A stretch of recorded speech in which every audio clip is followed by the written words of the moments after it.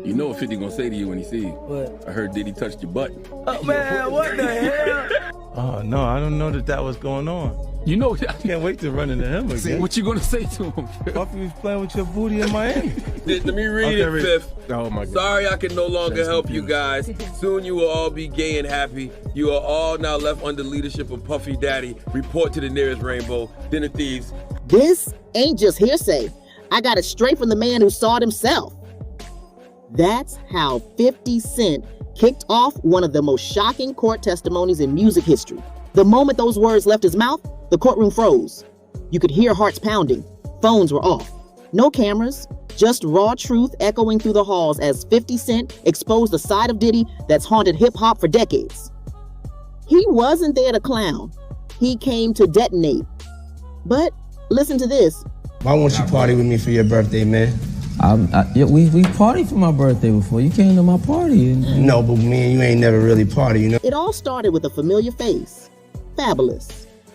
If you remember that awkward Drink Champs episode, you already know something was off. Diddy leaned in close and asked back Fab why they never partied together.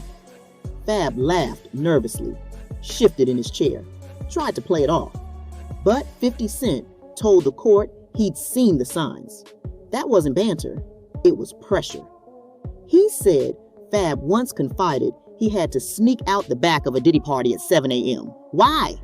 Because Diddy wouldn't stop insisting. I got a room upstairs, just chill. The situation somehow got even more awkward. Happy birthday to you. Happy birthday, dear friends. Happy birthday to you.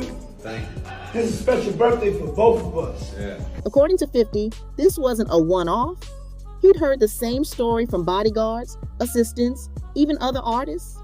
So he made it his mission to warn the new kids, don't take gifts, don't go to the mansion, don't be alone, because, he said, that's when things get dark. But wait, this one hits different.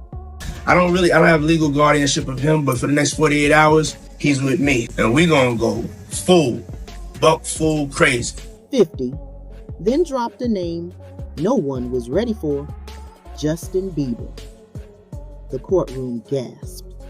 He reminded everyone of that now infamous clip of Diddy saying, I don't have legal guardianship of him, but for the next 48 hours, he's with me. 50 didn't say he saw anything, but what he heard painted a disturbing picture. People in Bieber's camp allegedly said those 48 hours weren't about music. They said it was exposure to things no teenage boy should see. And speaking of interviews that age poorly, I like when you like this, Daddy. Daddy, I like when you scrambling and scraping for shit. I like that. Bieber was once asked if he'd let his own son attend Flavor Camp. He laughed nervously and said, hell no. 50 said that silence, those dodged questions, spoke louder than any confession. But if you thought that clip was cringe-inducing, it gets worse. He said, yo, Gene, watch the door, don't let nobody come through here. And I said I watched the door. If I watched the door and him and a man ran out naked, and I said that, ain't nobody told me that. I saw that myself. Next up on the stand, a disturbing story featuring Diddy and Ja Rule. According to 50, Diddy's own former bodyguard Gene Deal claimed he was posted outside a hotel suite when Ja Rule cracked the door open and said, you might not want to come in here. It's a little freaky tonight. Let that sink in. No cameras, no security, phones confiscated, NDAs signed. And what went down behind closed doors? Only whispers. But the court leaned in hard. And speaking of bad questions, Gene Deal didn't just drop that one story. According to 50, the man had receipts. He told the court about the time he had to carry a duffel bag full of adult toys out of a store while working security for Puff. Allegedly, Diddy didn't even pay. He just dropped a stack of cash and walked out. The things in that bag? Stuff you don't even want to picture. But There's more. My brother right here from day one, we used to wake up and, damn, pause, but like just back in the days when he was like 10 and I was a little bit older, his older brother, we used to fight over the Frosted Flakes, you know what I'm saying? 50 then reached into his jacket, pulled out a folded sheet of paper, the list, and when he started reading it, Usher, Justin Bieber, J. Rule, Bo, Wow, Trey Songz, Kevin Hart, Fabulous. The courtroom went silent again. These weren't minor names. These were the culture. 50 said some were victims, others alleged collaborators. But listen to this. 50 claimed Diddy didn't act alone. He had a system. People who cleaned up the mess, silenced the noise, covered the tracks. They signed NDAs, whispered warnings, and threatened careers. This ain't just about one video or Cassie, 50 said. This is about power, the kind that breaks people.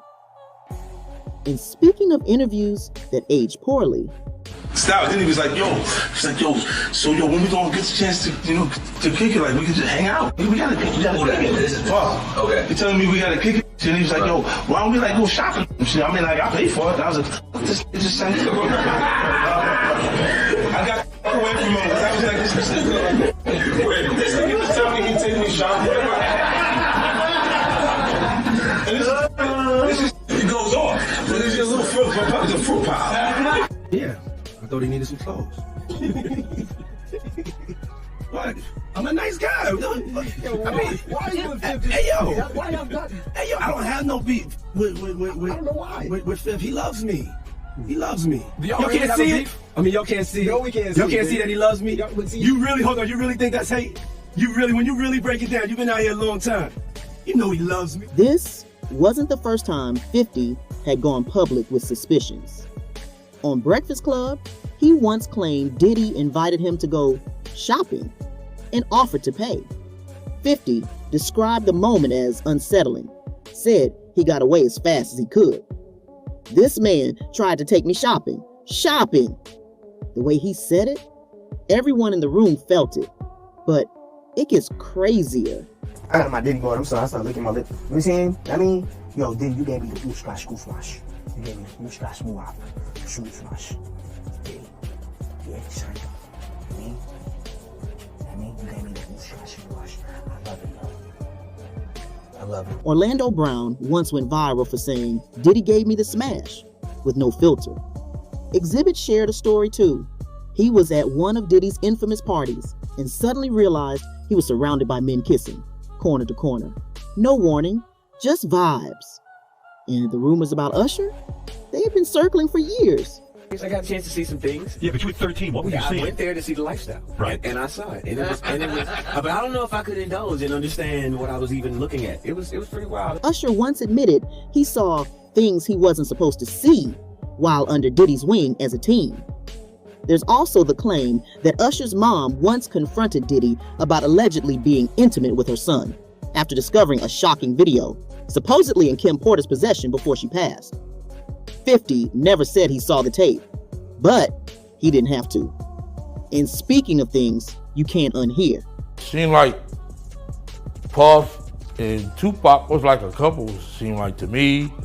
It was just a lot of weird shit going on, you know what I'm saying? Even Keith D once casually dropped the suggestion that Diddy and Tupac seemed like a couple. By this point in the testimony, no one knew what was fact, what was shade, or what was about to come out next. But one thing was clear. 50 wasn't just dragging Diddy. He was pulling back the curtain on an entire era. So you and Diddy, you and Puff cool? No, I don't okay, damn, all right. By the end of it, 50 Cent said this trial wasn't about petty beef. It wasn't even about money. It was about stopping the cycle. I've seen too many people fall apart, too many break down. I got kids. I'm not letting this man do it to the next generation. And when a man like 50 Cent sits down and names names, the whole industry shakes. So here's the question. Do you believe him? Or is this just the beginning of something even darker.